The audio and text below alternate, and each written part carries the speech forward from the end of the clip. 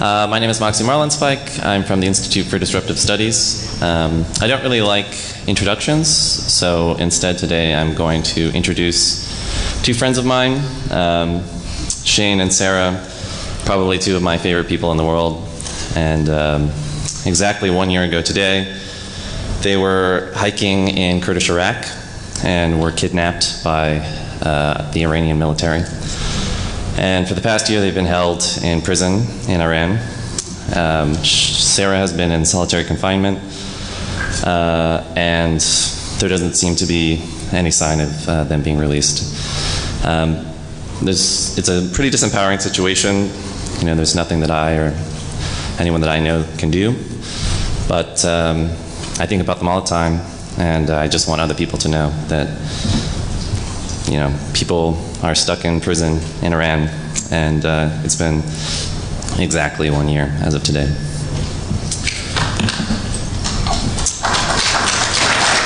All right. Thanks. Okay, so I would like to take some time to talk about privacy. What I'd like to do is start by looking into the past, talking about the threats that we saw, the things that we thought were important, the projects that we thought were worth working on. And then I want to talk a little bit about how I feel like trends have changed, and then look into the future and talk a little bit about things that I think might be important moving forward, things that I'm interested in working on and that maybe other people might be interested in working on. So looking into the past, the sort of technology narrative of the 90s was largely dominated by a clicker that doesn't work, by this thing. No, I'm just not going to use this. The web browser. When Netscape first introduced Netscape Navigator, it was almost revolutionary. And a lot of people moved to capitalize on that knowledge. In particular, one of the major players that wanted to protect their interests was Microsoft. And when they introduced Internet Explorer, the narrative changed just from the idea of a browser to this browser war between Netscape and Internet Explorer. And we all know how the browser wars turned out. But at the same time, there was another war that was happening, and it was somewhat more subtle, but it was just as fierce and perhaps more important. And it was a war over this thing, the little padlock in the bottom left-hand corner of the web browser. And more importantly, the technology behind it. On one side of this war were the cypherpunks. These are people who wanted to see this information and technology spread widely. They wanted to proliferate this throughout the world so that many people could use it. And on the other side of this war were the eavesdroppers. And these were people who wanted to prevent the spread of this information and stifle the use of this technology. And so the lines were drawn. And on the cypherpunk side, you had people like Matt Blaze, Philip Zimmerman, Ian Goldberg, David Shum, and Timothy May, the heroes of my teenage years. And the eavesdroppers thought that these people were dangerous. In fact, their ideas scared the fuck out of them.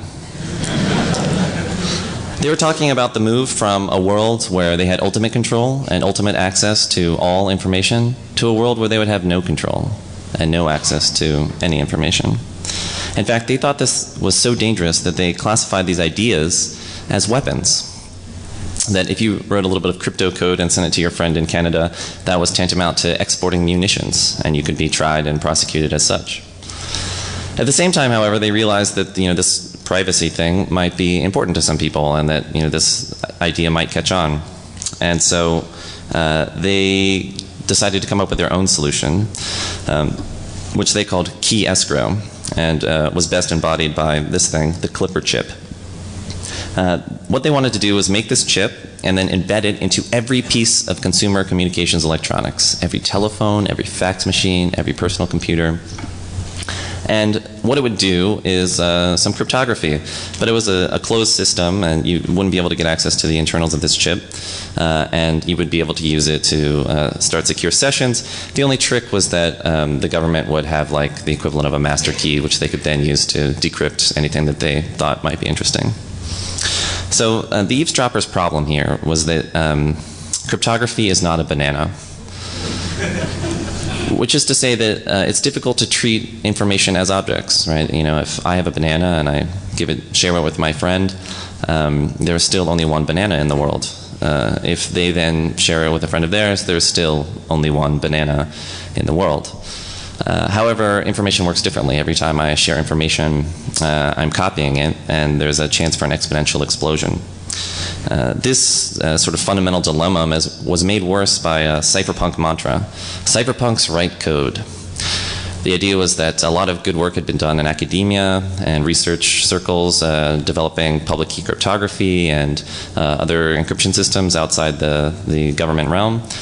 But not a lot had been done to actually put it into practice. And what cypherpunks wanted was actual software that people could download and use right now to communicate securely.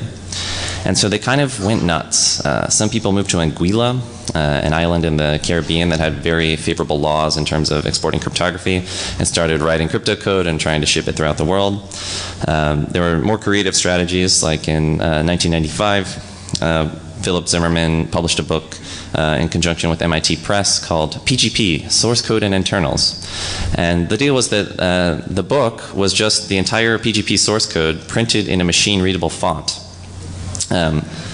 Because you know, if digital representations of cryptography were weapons, but if you printed it in a book, that was speech.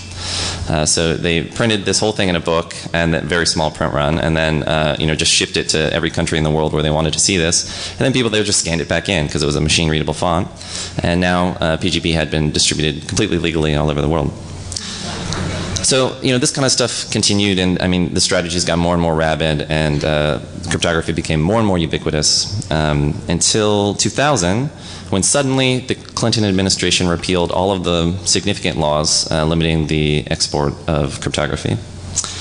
And so it sort of seemed like the game was over, that the world was won.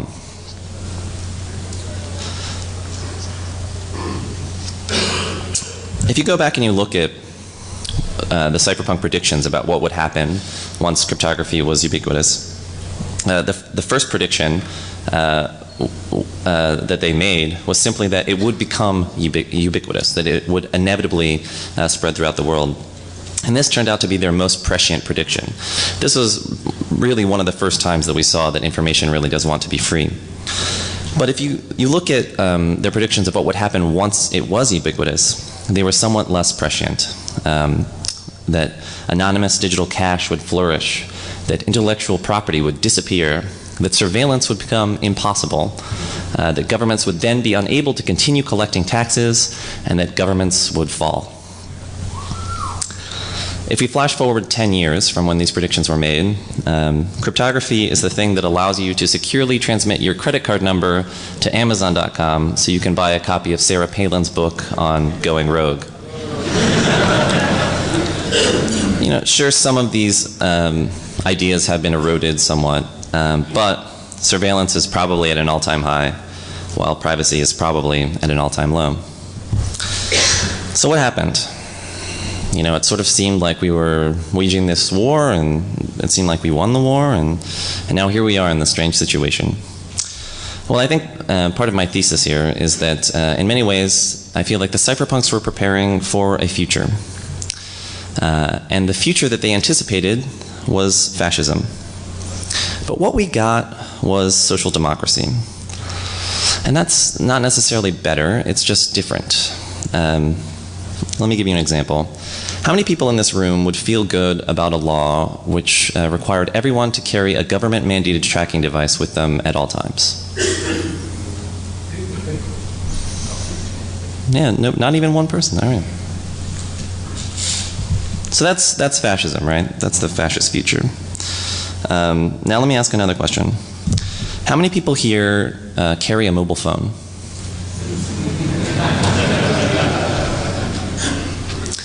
Right. I'm guessing actually 100% of the people in this room. And so that's social democracy, right? So what is the difference between a government-mandated tracking device and a mobile phone? You know, a mobile phone is just a tracking device that reports your real-time position to one of a few telecommunications companies which are required by law to turn that information over to the government. So logistically, they're the same, you know. So what is the difference? Turn it off. You can turn it off, but you don't.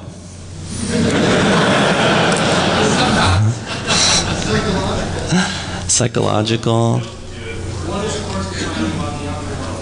choice. We pay for one of them.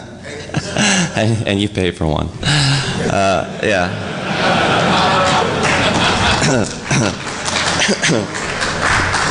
Choice, right? Choice is the big difference, you know. You choose to carry a cell phone, and you wouldn't choose to carry this government-mandated tracking device. So let's talk about that, you know. Never in my wildest dreams did I think that I would have a cell phone. Why would I? You know, it's a mobile tracking device, it's a mobile bug, and it operates over an insecure protocol. Why would I want one of these things? And yet I have one. And I carry it with me all the time, every day. Well, I think if we look at the way that people tend to communicate and coordinate in groups, often there are sort of informal mechanisms and channels that people use to communicate and to make plans and stay in touch. And if I introduce a more codified communications channel, there's a well-known problem called the no network effect, where I invent this thing, maybe like the GSM cellular network, and I start using it, but it's difficult to use because the value of that network is in the number of nodes that are connected to it. And if I'm the only one using it, then it's really not worth very much. If, however, I somehow manage to get everyone to start using this thing, then it becomes very useful and very valuable. But there's an interesting side effect, which is that the old informal methods of communication and coordination are destroyed. That technology actually changes the fabric of society. I mean, there are many sort of trivial or trite examples of this in the mobile phone world, right? Where we see that mobile phones have changed the way that people make plans, right? It used to be that people made plans. You know, they say, "I'll meet you on the street corner at this time, and we'll go to this thing." And now people say, "I'll call you when I'm getting off work." And so, if you don't have that piece of technology, you can't participate in the way that society is communicating or coordinating. And so what actually ends up happening is now if I decide that I don't want to participate in this codified communications channel, I'm once again victim to the no network effect. Because what I'm trying to do is go be a part of a network that has been destroyed, that no longer exists, and I'm once again the only one using it, and I'm part of a network that has very little value. So yes, I made a choice, right, to have a cell phone, but what kind of choice did I make? And I think that this is the way that things tend to go now, that what ends up happening is the choices start out very simple.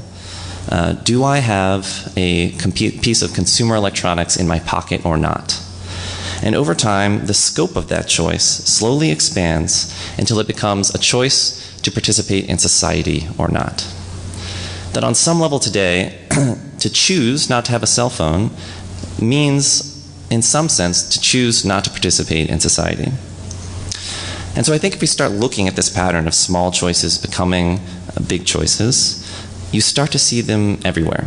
One of my favorite most recent examples is from this Firefox extension called AdBlock Plus.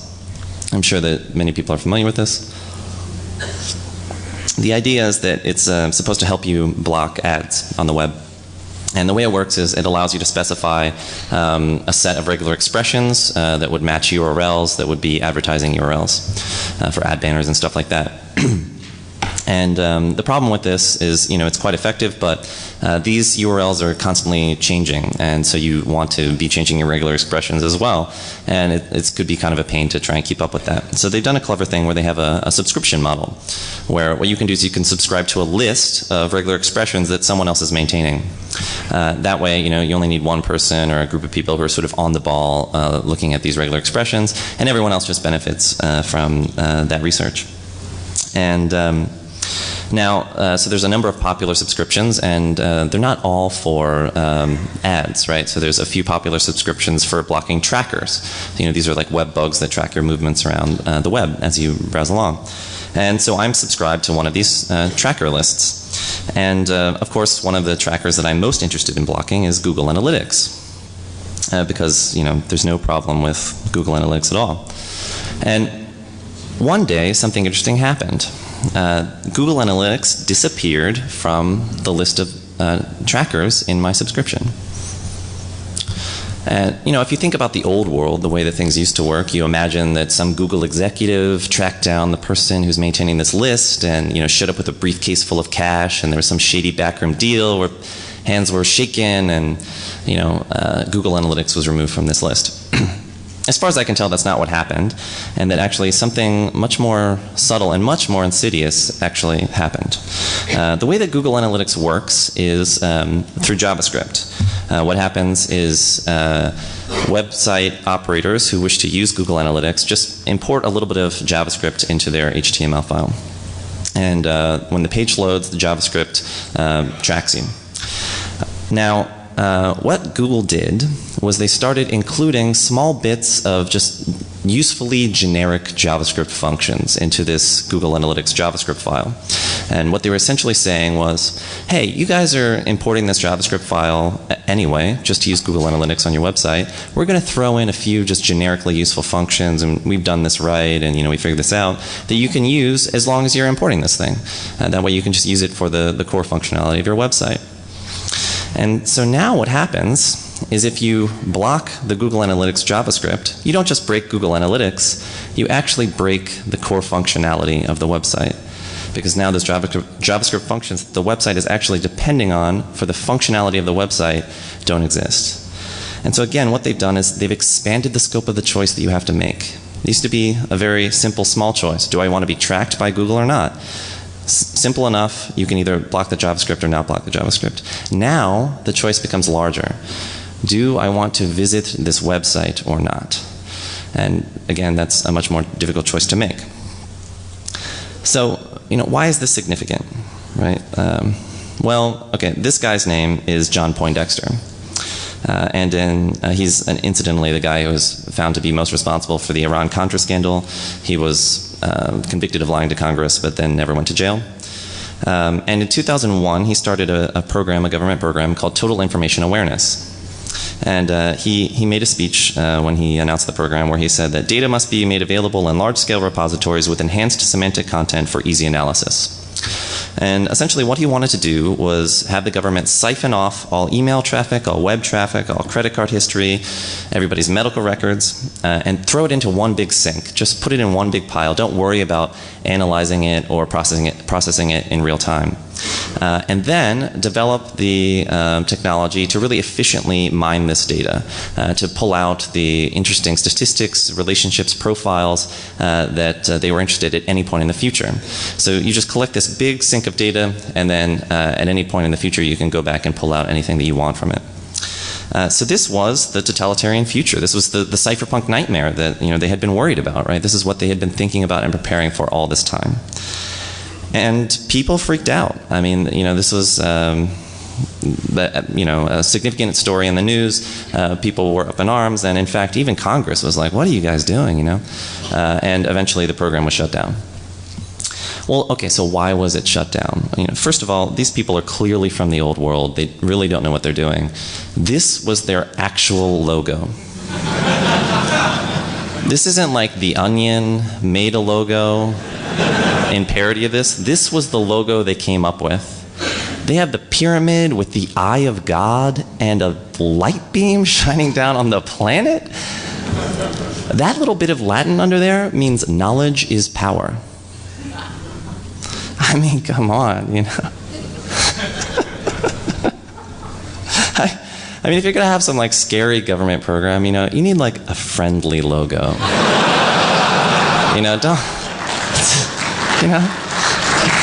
Don't call it Total Information Awareness. Call it the Kitten Surveillance Society or something, I mean, really, you want something that's sort of like colorful, almost cartoonish, something that seems childish and really harmless, something like this.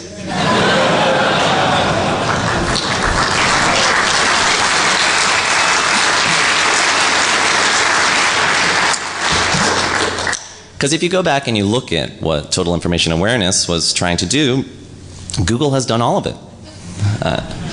I mean, In fact, they have exceeded the original scope of what TIA dreamed to collect and process. And one thing that we know that they've really excelled at, and actually how they've made their money, is in being able to really efficiently mine the data that they collect and pull out the statistics and relationships of everything that they have. Now, clearly their intent is different, right? They are not John Poindexter. They're trying to sell advertising. But make no mistake about it, they are in the surveillance business. That is how they make money. They surveil people and use that to profit. And so the effect is the same, right? Now there's this quote, who knows more about the citizens in their own country, Kim Jong-il or Google? Now I think it's Google. I think it's pretty clearly Google. But so once again, there's this question, why are people so concerned about the surveillance practices of Kim Jong-il or the John Poindexters of the world, and not as concerned about people like Google? Well, again, I think it comes back to this question of choice, right? You choose to use Google, and you don't choose to be surveilled by John Poindexter or Kim Jong-il. But once again, I think the scope of this choice is expanding, and that it's going to become harder and harder to make that choice until, once again, it's a choice between participating in society or not. I mean, already, if you were to say, well, I don't want to participate in Google's data collection, so I'm not going to email anybody that has a Gmail address. That's probably pretty hard to do. I mean, you would be, in some sense, removed from the social narrative. You would be cut out from the part of the conversation that's happening that is essential to the way that society works today. So once again, I think that this is going to become this on the scope of society itself. So I would say that trends have changed. That now we're dealing with a situation where technology alters the actual fabric of society, that information as a result accumulates in distinct places, and that the eavesdroppers now just move to those distinct places. The past was really direct, right? We saw the eavesdroppers trying to embed surveillance equipment into every consumer communications device. And the present is much more subtle, right? Instead of doing that, they just move to the few distinct places where information tends to accumulate. Places like room 641A in the AT&T WorldCom facility, where the NSA has been operating a fiber optic splitter for who knows how long. The past was direct. You saw people like Total Information Awareness directly trying to take your data.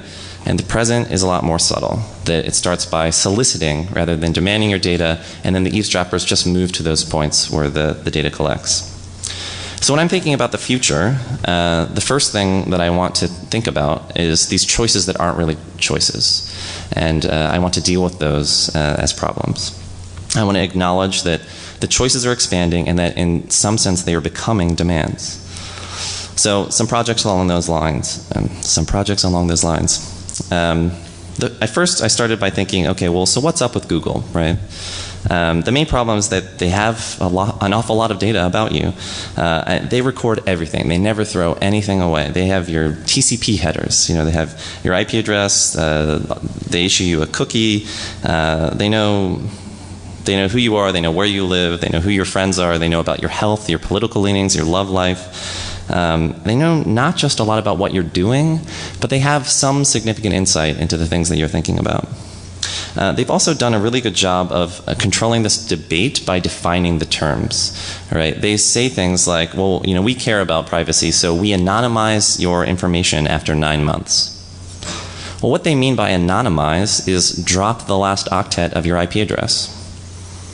That's not anonymity, right? But they've done a very good job of being able to define that as anonymity so that they can just start throwing that word around. They also did this brilliant thing with this Google dashboard where they say, oh, you know, we're putting privacy under your control.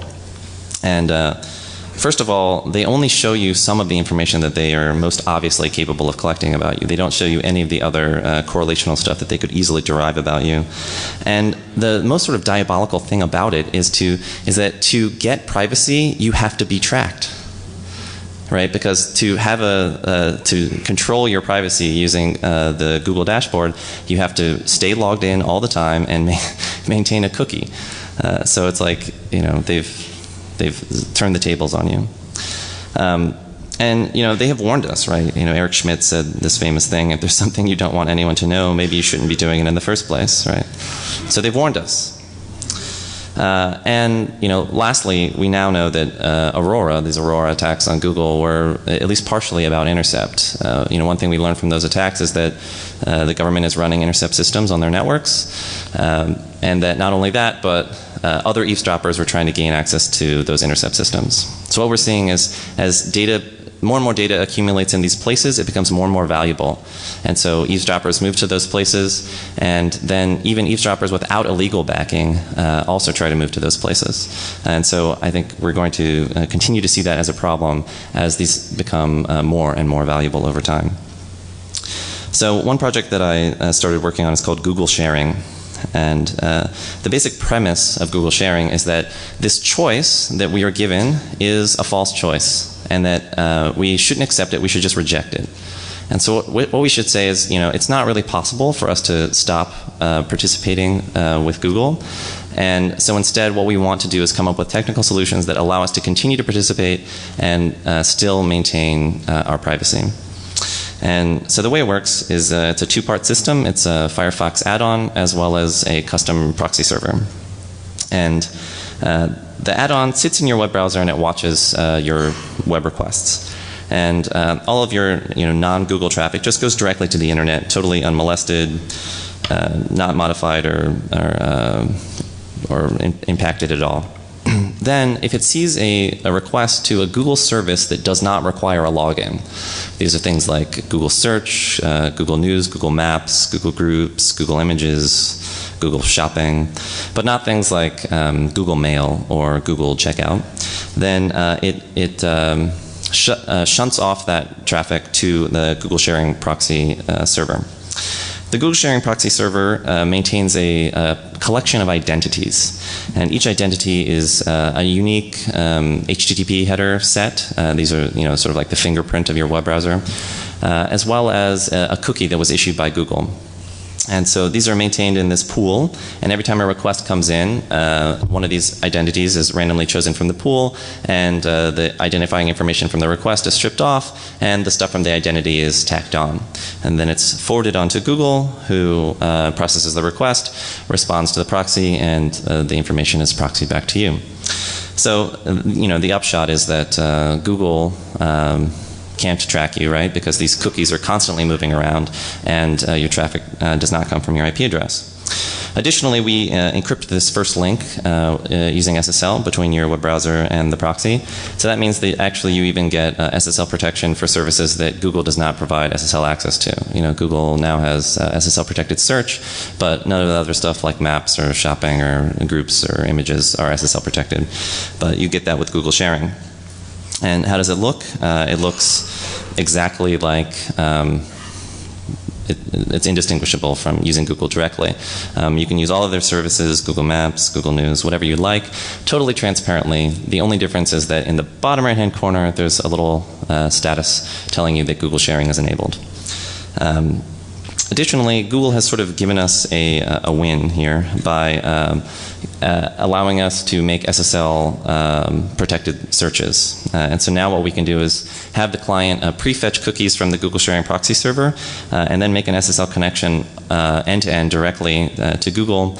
And so now the Google Sharing proxy server is proxying the data and sharing cookies around and identifying information around, but cannot actually see the requests because they're SSL protected all the way to Google. So now you don't have to trust us not to examine your requests.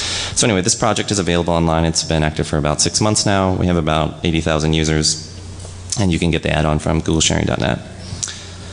Another project that I think is interesting is this thing called FaceCloak. It was developed by Professor Urs Hengartner from the University of Waterloo.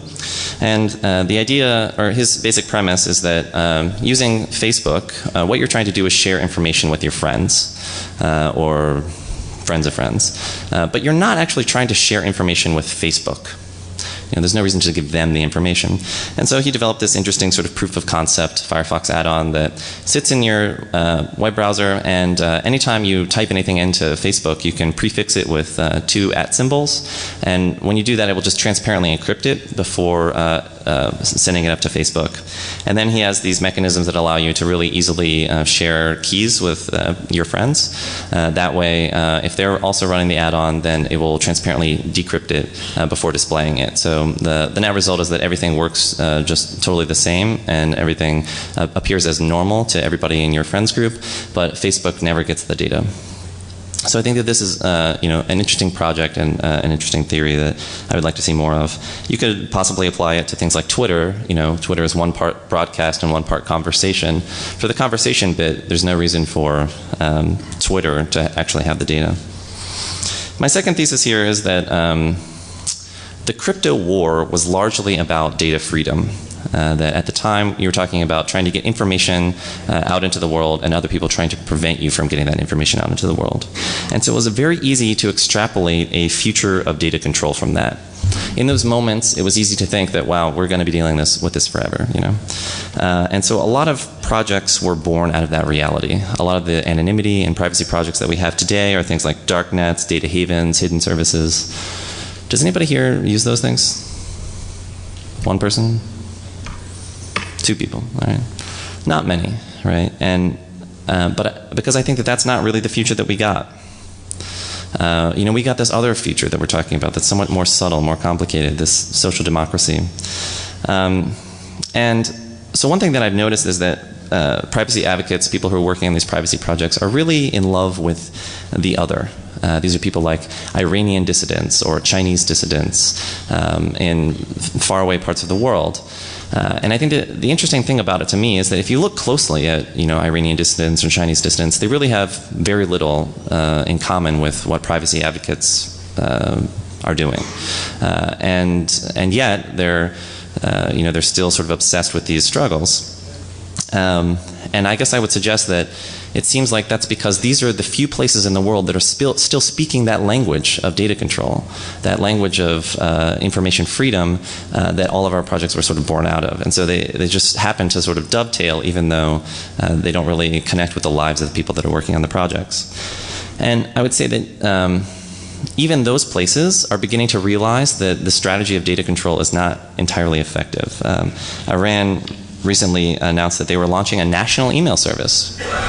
Unlimited storage, nice web interface. Because I think that even they realize that, like, the Google strategy is more effective than their strategy of deep packet inspection and trying to lock everything down. And I also think that the loss of the crypto war was less about giving up and more about changing strategies. That particularly the strategy of key escrow, I think, has eventually become a strategy of key disclosure. We've seen laws like RIPA in the United Kingdom and other parts of Europe that essentially say, okay, we're going to let you use cryptography. We're not going to try and regulate that, because that's a really hard problem. We have failed to do that in the past. And so instead, we're going to let, all right, anybody can use whatever cryptography they want. But if at any point in the future we want to see what this encrypted traffic is, we come to you and we ask for your key. And if you don't give it to us, you go to jail. And so this is a problem of key disclosure. And I think that this is a problem of not having forward security in the secure protocols that we're using today. So again, if I'm looking into the future, the first thing I want to do is deal with the choices that aren't really choices. The second thing I want to do is worry a little bit less about information freedom. And the third thing is I want to worry a lot more about forward security and this key disclosure problem. What happens when you show up at customs? What happens when you're living in Europe and someone comes knocking on your door? Nikita Borisov, Ian Goldberg, and Eric Brewer wrote a pretty nice paper, I think in 2004 or 2006, called Off the Record Communication, or Why Not to Use PGP. And in this paper, they make a pretty simple observation. They say, okay, everyone's familiar with the PGP model. You have an email you want to send to Bob. You encrypt it with Bob's public key, and you send it to Bob. The next time you want to send an email to Bob, you encrypt it with Bob's public key, and you send it to Bob. You could do this for 20 years. And the problem is that if at any point in the future Bob's public key is compromised, all previous traffic is compromised as well. That someone could easily just record all traffic, and that's totally not unrealistic today, and then at any point try and compromise Bob's public key and then go back and decrypt all of the previous traffic. So, the first thing that they note is that one key compromise affects all previous correspondence. The second thing that seems weird is that the secrecy of what I write is a function of your security practices, which seems kind of like what the opposite of what you want is. You know, I feel like I'm somewhat paranoid. I have reasonable security practices, but I don't know about the people that I'm communicating with. I would like for what I write to somehow be a function of my security practices. And the third thing that they note is that the PGP model gives you authenticity, but not deniability, right? That if I sign my email, hey Bob, today I was thinking that Eve is a real jerk, and at some point this email is compromised and discovered, there is no way for me to deny that I wrote this. So the nice thing is that Bob knows that I wrote it, but there's no way for me to deny to everyone else that I wrote it. You have this undeniable problem. And so the OTR model works a little bit differently. What happens is every time you wish to communicate, you do an ephemeral key exchange, and you have public-private key pair just like normal, except it is only used for signing ephemeral key exchanges. It is never used to actually encrypt data. Then every time you're exchanging messages, your message also includes 1/2 of a new key exchange. So each time you complete a message exchange, you're also doing a new key exchange. So the key material that you have is constantly rolling forward, and the old key material is discarded. So if at some point in the future somebody comes and tries to get something off of your computer, there's nothing for them to get. The old key material is gone. There's nothing that they can use to decrypt previous traffic. It gives you forward security. Additionally, you have messages that are encrypted with a session key, and then they're authenticated with message authentication codes. The key for the message authentication code is derived from the session key, and two parties have that session key, Alice and Bob, me and Bob, right? So signatures are undeniable because there's only one possible author. But MACs are deniable because they have two possible authors, right?